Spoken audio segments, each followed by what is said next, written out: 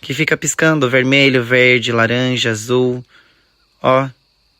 Estão vendo as cores, ó? Gente, é muito grande, olha o tamanho. Enfim, gente, eu me sinto talvez uma pessoa muito privilegiada, ou talvez muito biruleibe da cabeça, porque eu achava que só eu via essas coisas e hoje todo mundo viu. Mas enfim, foi um dia muito louco hoje, gente, sério. Que aqui é um camping, eu já tenho essas luzes aí há pelo menos aí uns 5 anos já instalada, então Mas antes não parecia. ninguém está colocando luz aqui para se promover não.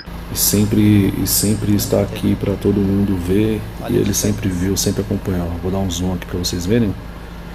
Vocês estão vendo aqui a minha câmera, certo? Mais luzes do lado. Eu estou gravando a tela do celular porque aí usa a melhor câmera. E tá aí o objeto, o suposto OVNI, que ele está falando aí nos vídeos dele, que está viralizando, certo? Como vocês podem ver. Se você dá mais zoom, ele fica bem colorido.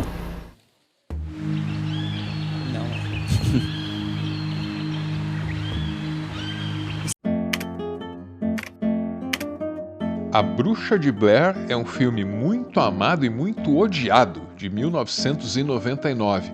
Foi gravado, editado e vendido como um documentário, mas na verdade era uma obra de ficção. No fim, esse filme, barato, se tornou um dos mais lucrativos da história do cinema. Os criadores investiram $60 mil e arrecadaram 250 milhões. Até hoje, ainda se discute se A Bruxa de Blair foi um grande filme ou um grande golpe. O filme não é tão diabólico quanto seu plano de propaganda, definiu o crítico Tom Bloch. O filme de 99 investe em terror psicológico, não em terror físico, sugerindo, não mostrando. E a semelhança entre A Bruxa de Blair e os stories de Mike Leão é gritante. Ok, existem muitas diferenças entre o cinema e o Instagram, mas guardadas as peculiaridades de cada mídia, permanece o mesmo princípio.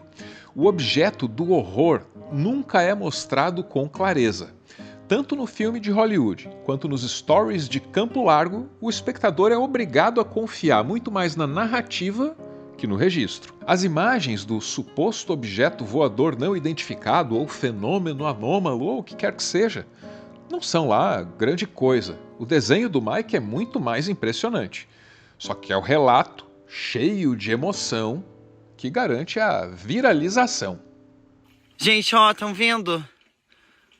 Tá terminando de piscar, ó.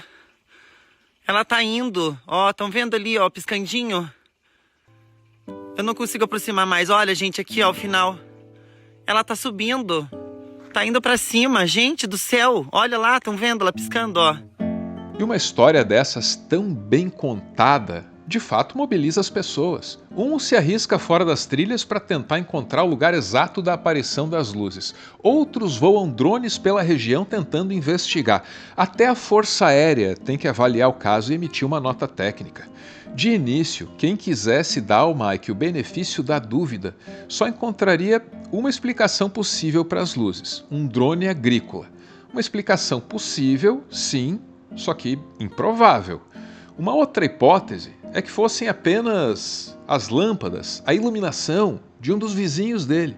Só que para que essa hipótese se sustentasse, seria necessário presumir que o Mike estava mesmo mentindo desde o começo. E aí, no fim, tudo acaba no Domingo Legal, o túmulo televisivo de toda a credibilidade brasileira.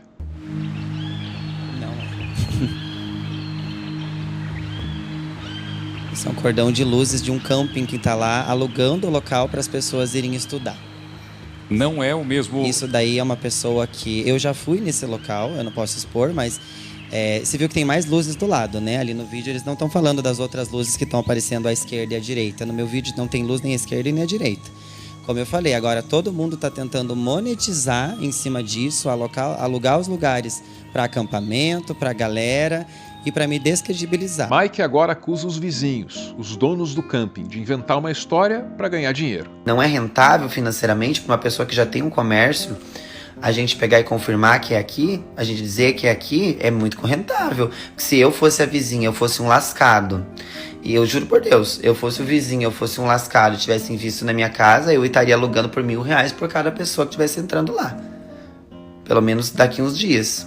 Porque ela precisa trabalhar, né? Eles precisam disso. Então, quem vai rentabilizar muito com essa história ainda, pro resto da vida, é a propriedade do negócio lá, gente. Que eu acho que vocês não pensaram nisso ainda. Quem vai ficar milionário, é o acampamento também, porque as pessoas vão lá, mas vão em peso lá, gente. Ele também faz um ataque muito parecido aos ufólogos, que, justamente por ter dado ao Mike o benefício da dúvida, quiseram ir lá ver o que estava acontecendo. Porque quem tiver a verdade agora é a melhor pessoa do mundo, né? E eu sou jogado aos cachorros, que é o que está acontecendo. Porque de todas as pessoas que estão indo lá, por sinal, filmar a minha casa, ali expor a minha casa sem autorização, filmar os meus pais que são idosos sem alteração, né? Colocando drone em cima dos animais, essas pessoas não estão tentando ajudar. Elas querem criar mídia, pânico nas pessoas, elas querem me desmoralizar de um nível, assim, um ódio que eu não sei o porquê. Eu não fiz nada demais, assim. Sempre mais ético e mais cordial dá às pessoas o benefício da dúvida. Não importa quão grave ou fantasioso o relato pareça. É uma questão de respeito à experiência individual de cada um. O relato feito pelo Mike desafia essa ética e essa cordialidade, que não tem nada a ver com ET, né? Tem muito mais a ver com relações humanas, com a nossa vontade de tratar os outros como gostaríamos de ser tratados. Imagina, tá sozinho com seus bichos e aí começar a ouvir e ver coisas estranhas no meio do mato. Caramba, tem algum medo envolvido nisso. E medo é sofrimento. Vai que é verdade, né? O mais prudente é dar o benefício da dúvida. Lógico, tem milhões de coisas positivas. Eu recebi acho que 3 milhões de relatos de pessoas ali que passaram por coisas similares na infância, que a avó viu também, que era no sítio, na praia, enfim. Recebi assim um livro, bem dizer. Só que o Mike não anda retribuindo esse benefício, não. Acusa qualquer um que o contraria de má fé. Vale para o vizinho, que mostrou as luzes do camping, e também vale para os ufólogos. O Mike presume que todos os ufólogos estão de má fé para cima dele. E essa presunção é tão forte que ele não quer nem chegar perto dos caras. Só que aí, depois que já estava tudo certo, o produtor, né, o Fagundes, me liga e fala assim, olha, o Mike pediu para excluir você, que ele não quer participar com nenhum ufólogo. Aí eu não entendi nada, né? Porque qual o medo, né, de participar com ufólogo e de exigir do Domingo Legal lá a participação sozinha, né? Ficar solo ali e não quer nenhum ufólogo junto, né? Quer dizer, nas redes sociais já falou isso, né? Que ele não quer associação com ufólogo, não quer saber de ninguém, e só com a imprensa. Com a imprensa ele quer, né? Então, dar entrevista e, né, participar de algumas pubs, tá no momento dele, tem que fazer isso aí mesmo. Mas é interessante que houve esse tipo de exigência. Agora, por que ele não quis que eu participasse, né? Ou qualquer outro ufólogo, né, da classe ufológica, por que não pode participar? Porque confrontaria ele, porque de repente colocaria ele em alguma situação que ele não saberia responder lá. Não sei, né? Estou especulando, estou conjecturando, não estou afirmando nada. Esse que faz questão de dizer que não está afirmando nada é o ufólogo Edilson Boaventura. E entre os entusiastas desse assunto, tem quem considere que ele está exagerando na educação, na delicadeza, porque afinal de contas ele foi submetido a um constrangimento, né? Ele foi convidado e depois desconvidado para o Domingo Legal. Pô, prometeram até o almoço pro Edilson. Certinho, perguntaram o que a gente ia comer lá. Aí eu falei, tinha filé mignon, tinha frango grelhado, tinha umas opções lá de prato. O Edilson é um gerente do Banco do Brasil que dedica o tempo que sobra para ele para a ufologia. Na revista Piauí tem uma excelente reportagem que conta como ele tem usado os mecanismos de transparência do nosso Estado para exigir documentos que interessam para a investigação dele. E isso é saudável para as nossas instituições, porque se os mecanismos de transparência não são utilizados, aí eles enferrujam. A LAI, a Lei de Acesso à Informação, por exemplo, Oferece inúmeras possibilidades para a gente entender as entranhas do governo, e até a nossa imprensa usa menos do que deveria esses recursos. A lei garante a você o direito de acessar as informações públicas. É possível enviar um pedido de informação para os órgãos que têm a obrigação de fornecê-la, exceto se ela estiver protegida por lei. Então, quando o Edilson usa esses mecanismos, ele está fazendo um exercício de cidadania. E exercício é bom. Tanto faz se a motivação vem de um ET ou se vem das finanças públicas. Do mesmo jeito que tanto faz se é zumba, yoga, pogobol, futebol. Isso exercita as pernas. E usar a lei e outros mecanismos de transparência exercita o músculo democrático. O Edilson está fazendo isso. E a motivação dele é uma experiência que ele teve ainda novo na vida. 14 anos de idade, eu nunca tinha ouvido falar de OVNI, não me interessava isso. E eu estava assistindo Silvio Santos com meu irmão mais novo, tinha 14 anos. E aí minha mãe falou, vou recolher umas roupas no varal. Sim. E ao chegar lá, ela deu um grito. A gente pensou que era um bicho que estava atacando ela, alguma coisa assim. E aí a gente correu para acudir a minha mãe. Só que ao chegar na porta de casa, ao olhar para cima, a gente vê aquela estrutura enorme, alaranjada, e soltando esses objetos. E aí eu passei a contar. O Edilson parece que está buscando a explicação para esse episódio aí a vida toda. Tá pensando nisso o tempo inteiro. O outro verde... Então, desculpa, esse colete tático é para quê? Você leva nesses bolsos material para contar? Tem bússola, tem laser, tem lanterna, tem todo... Isso é pro caso de encontro... De fazer uma vigília ou de identificar algum objeto desse daí, aí você já está preparado para registrar esse fenômeno. Você estaria preparado, por exemplo, para uma abordagem hostil de um alien? Não. Ninguém está. Ninguém está. O colete torna o Edilson fácil de identificar. Só que existem outras pessoas por aí que viveram coisas parecidas, ou então que interpretam terem vivido coisas parecidas e que são mais discretas, justamente pelo medo de serem estigmatizadas. A comunidade em que o Mike vive, aliás, tem várias histórias assim. E eu recebi também de uma moradora daqui, ela comentando que ela não quer exposição, tudo, mas que ela também presenciou coisas há um tempo atrás na mesma região, então... E é por isso que falsos relatos, feitos para ganhos pessoais, podem ser tão perversos. Eles colaboram para estigmatizar quem está sendo sincero com as próprias vivências, enquanto quem ganha é justamente quem está mentindo.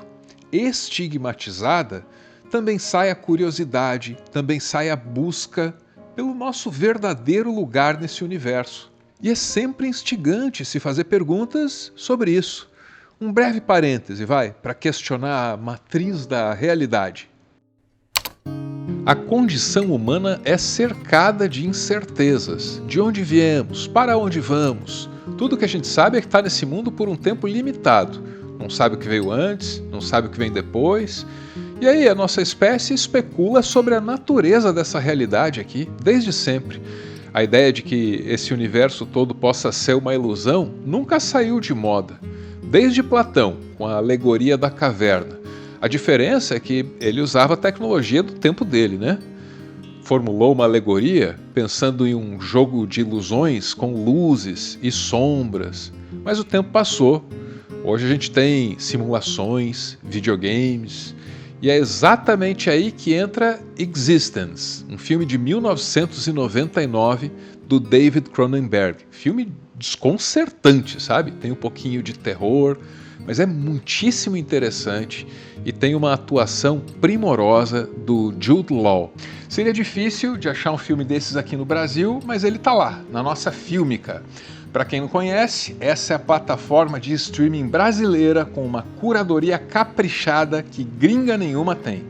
E a Filmica oferece condições especiais para o público aqui do nosso humilde canalzinho. Especiais, claro, mas limitadas pelo tempo, como tudo que é bom, né? Vai até o dia 30 de junho, hein? Atenção, o plano mensal, você usa o cupom ARVRO.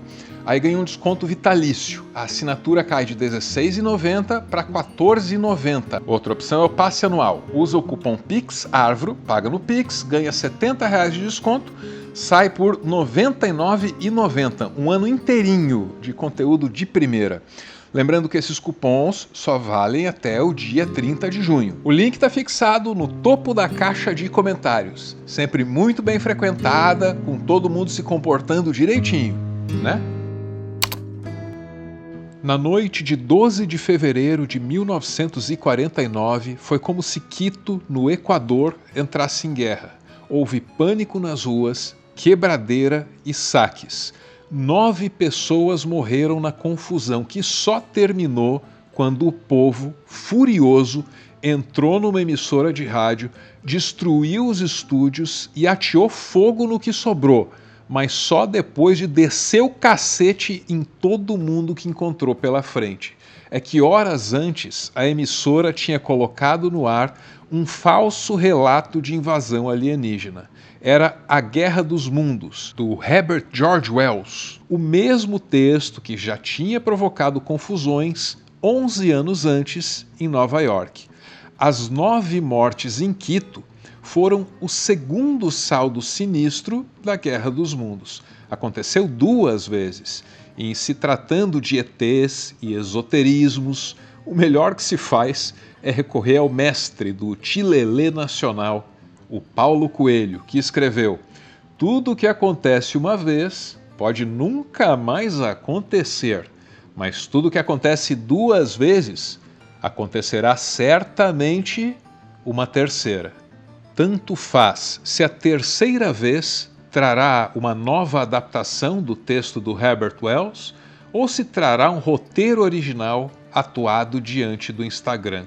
É perigoso brincar com as forças ocultas, porque mesmo que elas não existam, o poder que a mera ideia dessas forças exerce sobre a mente humana é grande demais e incontrolável demais. Fica o recado. Ponto final em mais um textão, e nas considerações finais queria contar para você que certa vez eu entrei numa loja de cristais acompanhado de uma amiga que é uma pessoa muito razoável, muito racional, e eu espantei, né? Perguntei para ela: caramba, você acredita em cristais? Eu não sabia, né? Ao que ela me responde: ah, meu filho, eu acredito em tudo, só não acredito em homem. E essa é a Marília Castilho, a quem eu quero agradecer por uma menção muito bondosa, muito generosa que ela fez a mim no canal dela, aqui na vizinhança dessa distinta plataforma de vídeos chamada YouTube. Obrigado, Marília, não é sempre que estão falando bem de mim na vizinhança aqui. Um ótimo jornalista brasileiro, o pai da capivara. A Marília também tem uma loja com as melhores peças de tricô que alguém pode querer. Estou mencionando isso porque a minha calça de tricô é a coisa mais confortável do mundo para dormir. E também estou, talvez, quem sabe numa dessas, cantando uma publi aqui da minha amiga. Beijo, Marília! Outro beijo para os apoiadores desse canal. Muito obrigado, gente. Eles se reúnem num grupo, me mandam áudios. Você está convidado a participar, viu? E assim nasce o PS, também chamado de Finalzinho. Quando se vive num cenário bucólico, tudo parece lindo durante o dia. Os passarinhos cantam, as abelhinhas fazem mel e o sol reflete nas folhas das árvores, fazendo tudo parecer um sonho. Mas a noite, quando volta, traz estrelas num bornal. E no crepúsculo, no apagar das luzes, o vento diminui, os sons se aquietam, a temperatura baixa e a nossa mente começa a nos pregar peças. Meu avô tem incontáveis histórias sobre as vezes que ele deu de cara com um lobisomem ou quando ele passou por debaixo da língua de fogo do boitatá com uma peixeira entre os dentes e não se queimou. Eu acreditava quando ele contava essas histórias. E hoje, por mais que eu não acredite tanto assim, eu sinto carinho por histórias inexplicáveis que acontecem no coração do Brasil. O Ariano Suassuna dizia: eu não gosto de quem mente para prejudicar os outros, mas eu gosto do mentiroso que mente pelo amor à arte. Se o Mike acredita no que ele viu, mesmo que ele esteja enganado, para mim tá perfeito.